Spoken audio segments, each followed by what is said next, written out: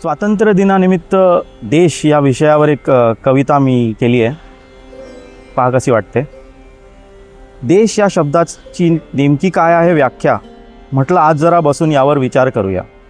28 राज्य, त्यांच्या भाषा, खाद्य, संस्कृती, वेशभूषा, अख्खी यादीच तयार होईल मोठी.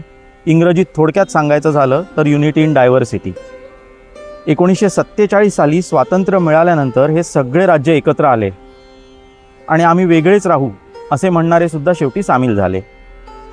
मग ही राज्य, भाषा, संस्कृती यांच्यामुळेच देशाची ओळख आहे का टिकून, की राजकीय पक्ष, सरकार, अर्थव्यवस्था यांनी ठेवला हा देश राखून? नाही, मान्य आहे की भक्कम यंत्रणाच देश चालवते, प्रगतीसाठी भविष्यात मार्ग मोकळे करते. पण खऱ्या प्रगतीसाठी संस्कृतीत यंत्रणा नसली तरी यंत्रणेत संस्कृती हवी, नाहीतर प्रगती राहते बाजूला आणि वरवरचा दिसणारा खोटा फायदाच लोकांची मनं भुलवी. असो, म्हटलं मूळ विषयाकडे वळूया आणि देश म्हणजे काय यावर बुद्धीला चलना देऊया.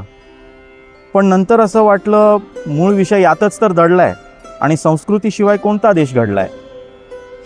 इतर देशांची पण आहे की आपापली संस्कृती, आणि आपल्या देशाची तर संस्कृतीमुळेच होती पंचक्रोशीत ख्याती. सोने की चिडिया म्हणवणाऱ्या या देशात काय फक्त सोन्याची नाणी चोरायला आले होते का डच, इंग्रज आणि मोगल? सोने की चिडिया म्हणवणाऱ्या या देशात काय फक्त सोन्याची नाणी चोरायला आले होते का इंग्रज, डच आणि मोगल? खाद्य, चिकित्सा, अर्थशास्त्र आणि तंत्रज्ञानाने समृद्ध होती इथली संस्कृती. जरा करून पहा गुगल. मग त्यापुढे अजून एक प्रश्न माझ्या मनात डोकावला. देशामुळे संस्कृती की संस्कृतीमुळे असेल देश घडला? आता संस्कृती म्हणजे नेमकं काय? निसर्ग, समाज आणि जैवविविधता यात समतोल राखणारी जीवनशैलीच ना, आणि आपल्या पूर्वजांनी संशोधून आपल्याला वारसा म्हणून दिलेली पद्धतच ना.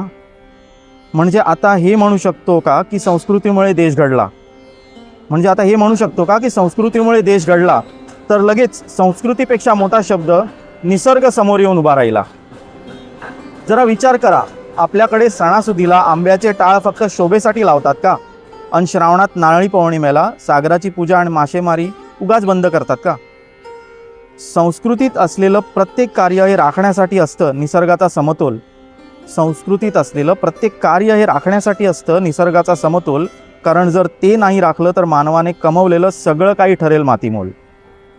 म्हणजे खऱ्या अर्थाने देश हा निसर्ग आणि जैवविविधतेनेच